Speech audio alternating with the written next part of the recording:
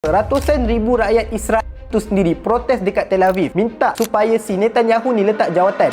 Kalau perang Gaza betul-betul berhenti, si Netanyahu ni boleh jatuh ke? Boleh kena tangkap ke? Jawapan dia, ya, mungkin. Tapi tak semudah itu. Sekarang ni, si Netanyahu ni tengah dibicarakan dekat Israel sebab kes rasuah sejak tahun 2019 lagi. Dan Mahkamah Jenayah Antarabangsa ICC dah keluarkan waran tangkap atas tuduhan jenayah perang masa perang Gaza ni. Apa tu ICC? ICC ni mahkamah dunia yang boleh dakwa pemimpin kalau ada bukti jenayah perang atau kekejaman terhadap manusia. Contoh negara ahli ICC ni antaranya UK, Perancis, Jepun, Malaysia pun ahli tau. Tapi Israel bukan ahli. Jadi dia selamat kalau dia duduk dalam negara dia sendiri. Tapi kalau dia travel ke mana-mana negara ahli yang ICC, contohnya ke UK atau ke Jerman, maka dia boleh ditangkap. Sekarang ni dunia dah mula bergerak. Amnesty International, organisasi hak asasi manusia global, tengah tekan supaya siasatan penuh dijalankan. PBB juga dah desak Israel untuk henti serangan dan buka laluan kemanusiaan. ICC pula tengah kumpul bukti untuk kes si Netanyahu ni. Korang nak tahu tak, dalam masa yang sama, ratusan ribu rakyat Israel